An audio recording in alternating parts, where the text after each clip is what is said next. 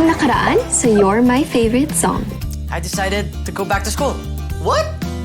Mag-aaral ka ulit? Hindi lang ako. Ikaw rin. Sino yung tumutugtog? Sir Enrico? Buhay po kayo? Yung tinutugtog niyo po kanina, kayo po yung gumawa nun? Parang ginawa kong kanta para sa anak ko. I finally found information that confirmed Celestine is still alive. Oh, naku, tama pala yung kutob ni Sir Enrico. Tama ba? Lady Mara? Sino yun? Tapang mo talaga eh, no? Bakit kaya? Dahil ba tinulungan ka nung Miguel Mirafor na yun? Kaya ko yung sarili ko. Hindi ko kailangan ng tulong ni Miguel. Stay away from Angel! And what if I don't?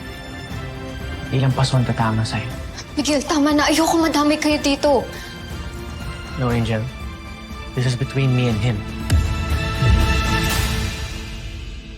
Cause baby, you are my favorite song. I'll put you on repeat all night. I know that I'll never move on. My first ride where I belong. You are my first heartbeat song.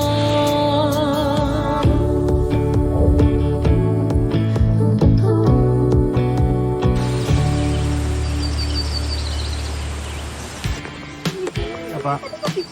Yeah, sure. Thank you. Thank you.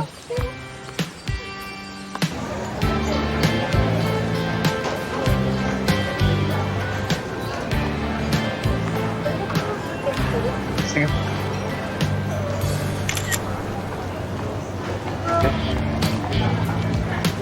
Grabe, kahit saan talaga kayo magpunta, ang daming paparazzi. Di ba kayo nagsasawa na ang dami nagpapapicture sa inyo? Eh, alam mo nga, usap-usapan dito sa Brighton Bay na nandito kayo. Nandito na kayo mag-aaral. It's okay. Sasanay din sila na nandito kami. I know you don't like asking for help, but I think may alam ako kung paano i-save yung Grand Vista Resort. Paano? Eh, kakabalik niyo lang sa pag-aaral. Tsaka, dadagdag pa ko sa isipin niyo, kaya wag na, Miguel.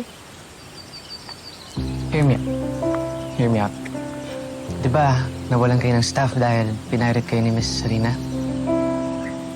Nakausapin ko lahat ng staff ko na sa resort niyo muna mag-work since naka 6-month break naman ng si Club. Oo, Angel. Mapagkakatiwalaan yun sila. And if Miss Serena tries to pirate them again, I'll just raise their pay. Kaya ko naman tapatan ko ano yung babayad nila sa kanila.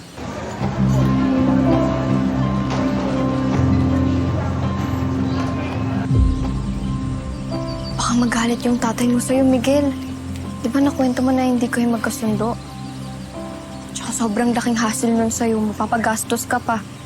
Bakit naman hassle, Angel? Para sa'yo naman to eh. At hindi ako papayag na kawawain ka ng mga yun. Okay?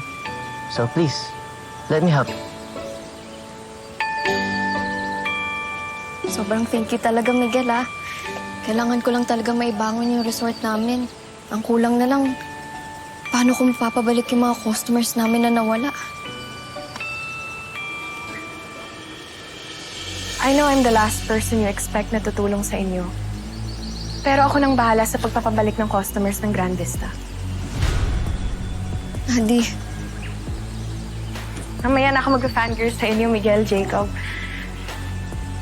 Nakita ko kasi kung ano nangyari sa'yo sa Monteverde Resort eh. Kulang pa sa'yo yung peste kang bata, ha? Ayun, bagay sa'yo. Legit pa talaga yan, Adi? Tutulungan mo kami? Whether you believe it or not, yes. Nakakonsensya na ako eh. So let me help you guys.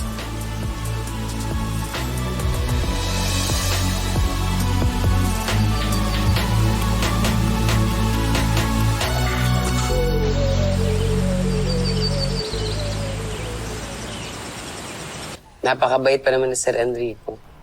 Alam mo, hindi talaga ako makapaniwala na wala na siya. Isang iglap lang, yun na, hindi na pala siya babalik sa mansyon. Kawawa naman po si Celestine. Kahit mahanap po natin siya, wala na po siyang babalikan ng mga magulang.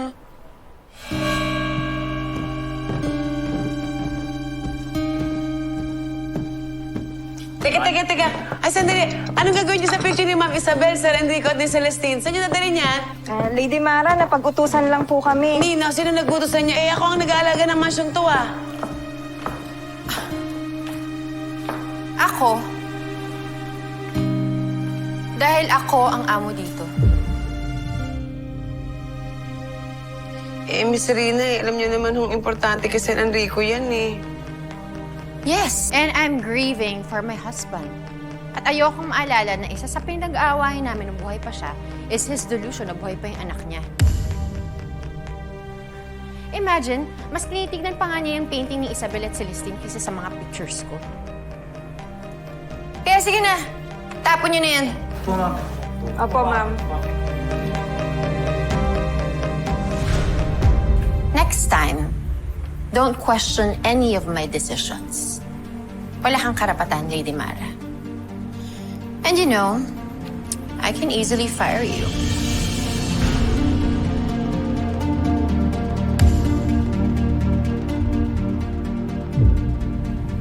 Akuha mo na yung kotse ko.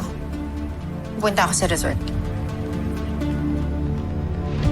Marami na po talaga magbabago dito sa mansyon na ito, Lady Mara. Ngayon si Miss Serena na po yung reyna dito.